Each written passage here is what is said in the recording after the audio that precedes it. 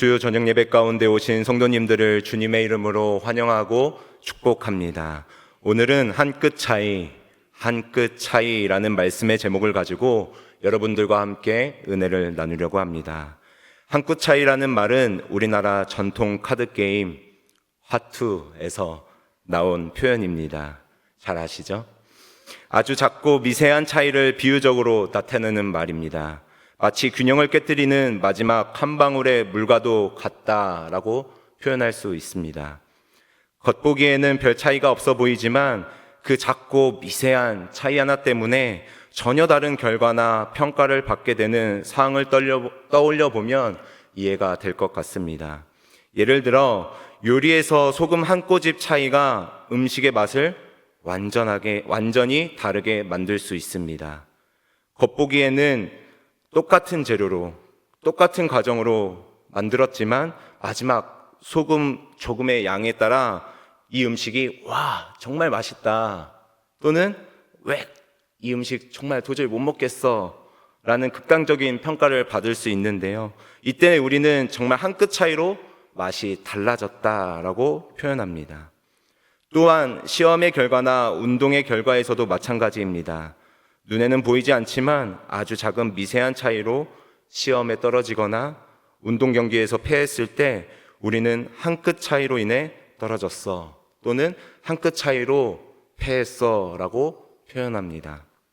이처럼 한 끗 차이라는 말의 의도에는 정말 아쉬웠어, 아깝게, 이것만 이렇게 됐더라면 이라는 아쉬움과 위로 그리고 격려 등의 의도를 담아 스스로에게 또는 상대방에게 사용할 때가 참으로 많이 있는데요.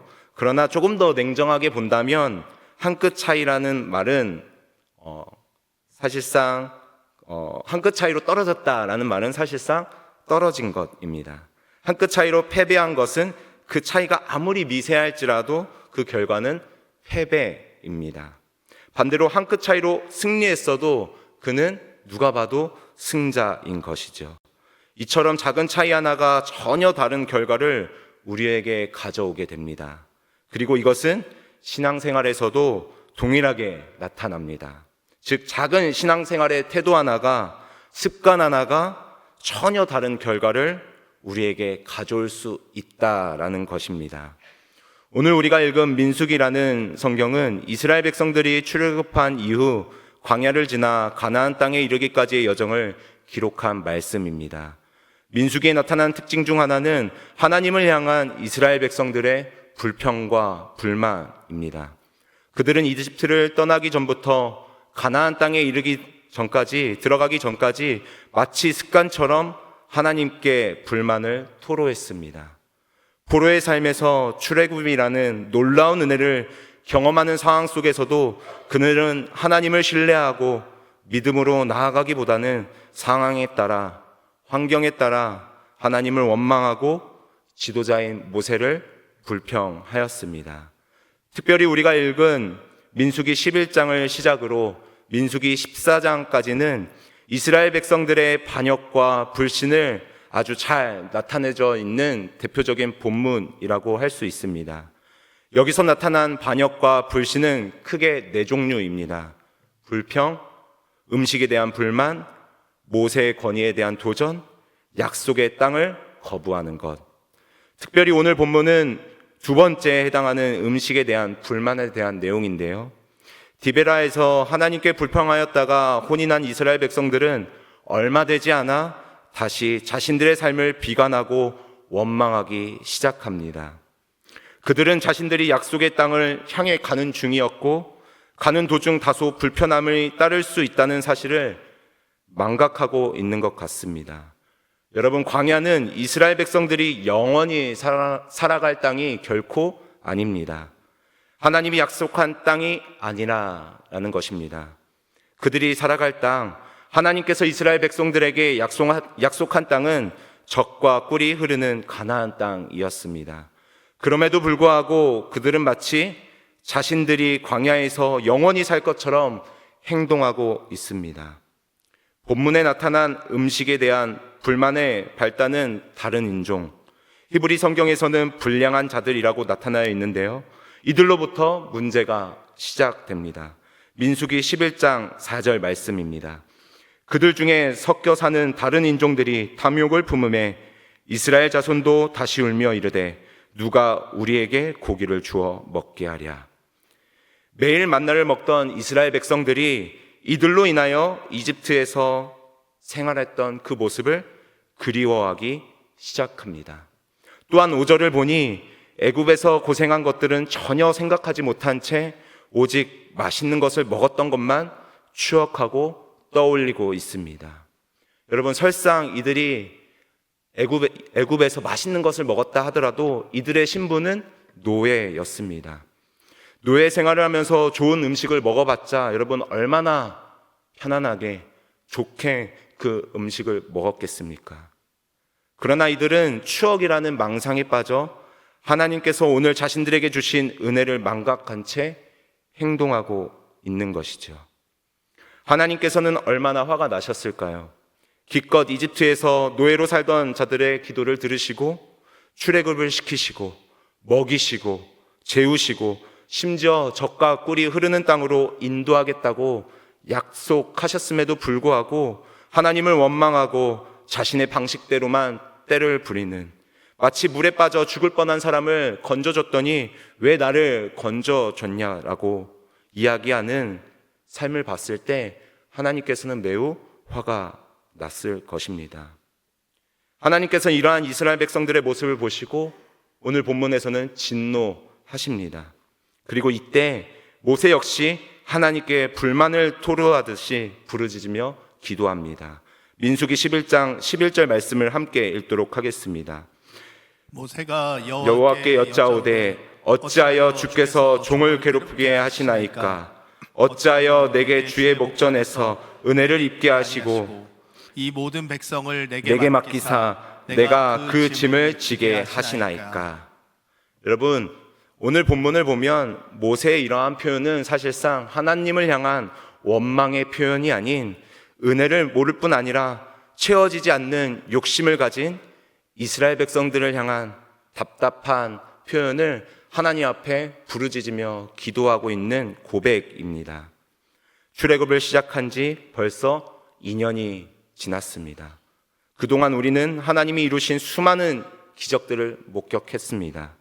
어떻게 이들은 어려움 속에서 자신들이 체험한 기적을 이루신 하나님께 다시금 은혜와 기적을 베풀어 달라고 기도하기보다는 어떻게 하나님을 원망하기에 급급한가?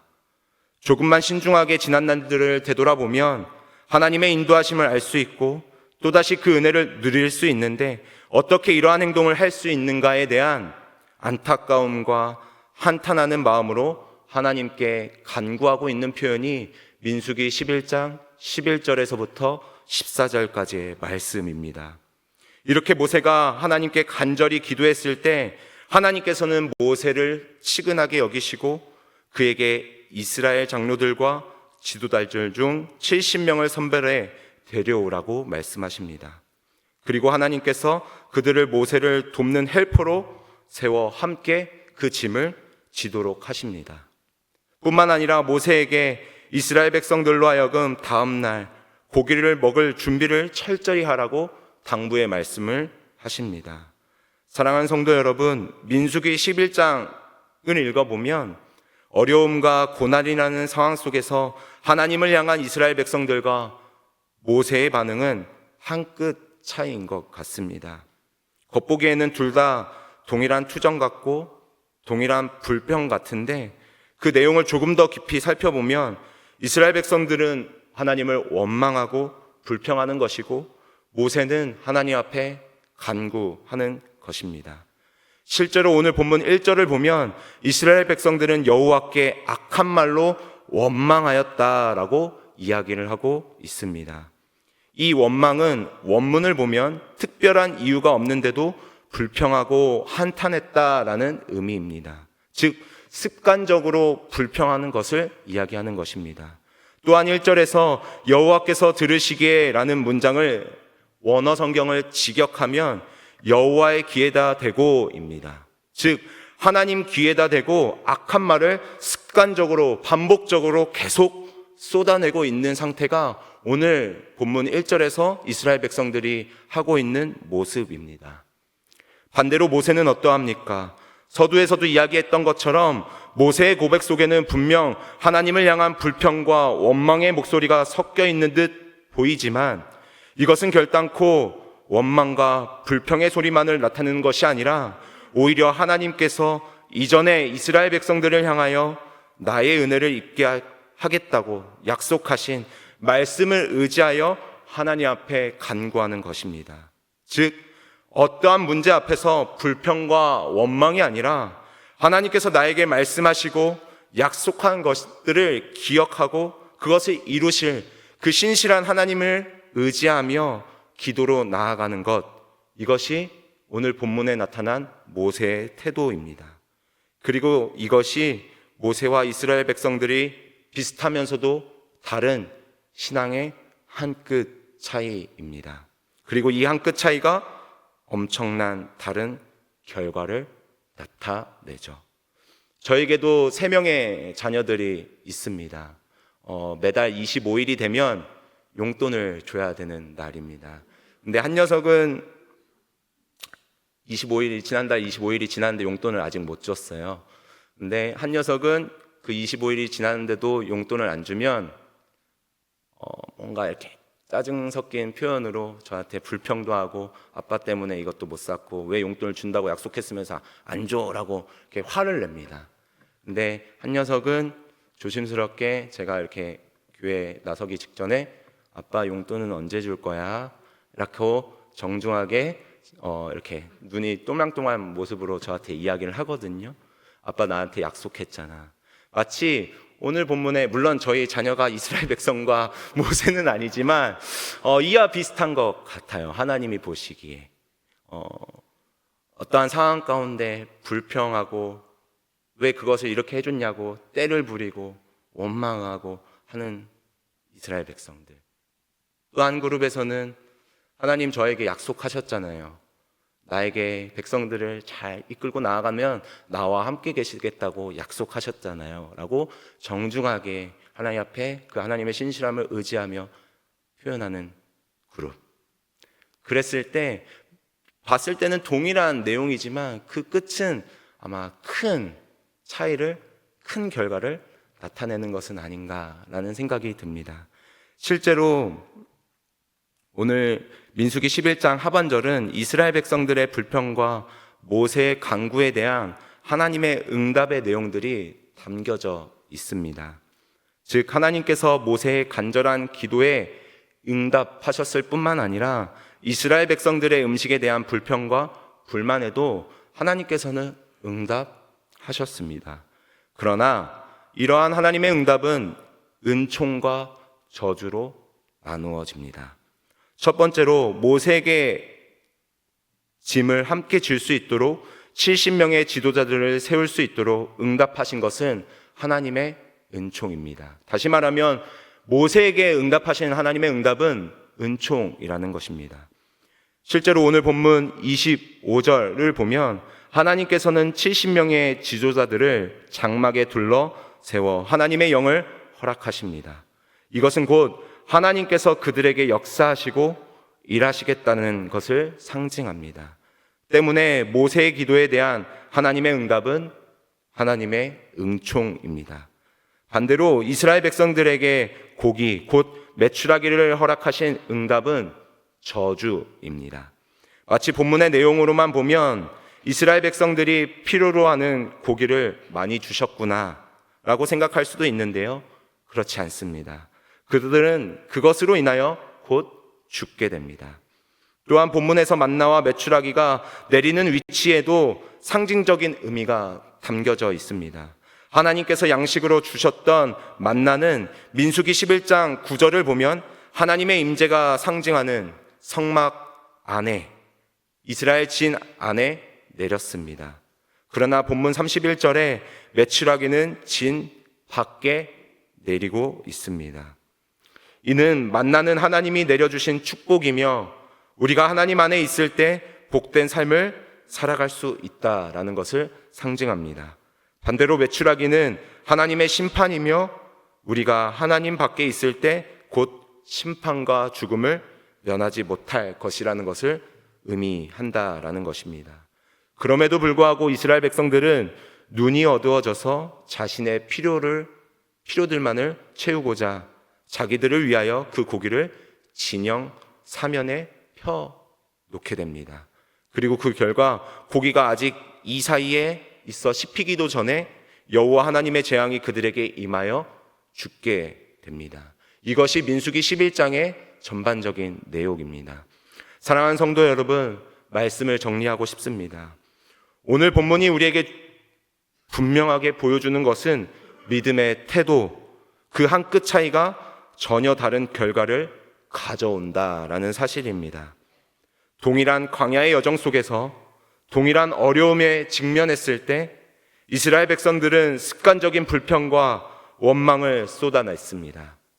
그들의 눈은 과거에 만족스러웠던 순간에만 머물러 현재 베풀어지고 있는 하나님의 은혜와 앞으로 약속된 미래를 보지 못하고 있습니다. 그리고 그 결과 하나님의 진노와 심판이 그들에게 임했습니다. 반면에 모세는 백성들의 완악함에 힘들어하며 하나님께 부르짖습니다. 그의 부르짖음은 단순히 불평이 아닌 하나님의 약속을 붙들고 나아가는 간구였습니다.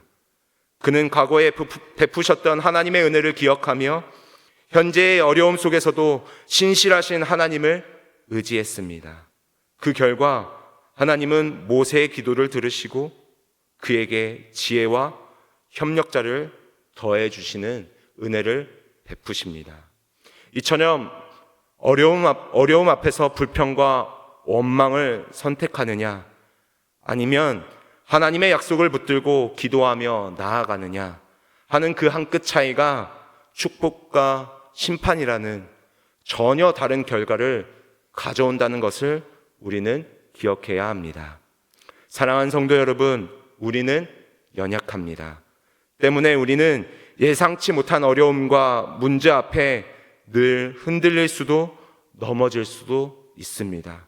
그러나 그때에 모세와 같이 불평이 아닌 하나님을 선택하고 하나님을 의지할 수 있는 귀한 믿음이 여러분들 안에 있기를 간절히 소망합니다. 사랑하는 성도 여러분, 오늘 어떠한 기도 제목과 삶의 문제를 가지고 주님 앞에 이 자리에 나오셨습니까? 그 모든 것을 주님 앞에 아뢰십시오. 그러할 때 주님께서 여러분들에게 응답하실 것입니다. 불평이 아닌 하나님 앞에 간구로 나아갈 수 있는 저와 여러분들이 되기를 간절히 소망합니다.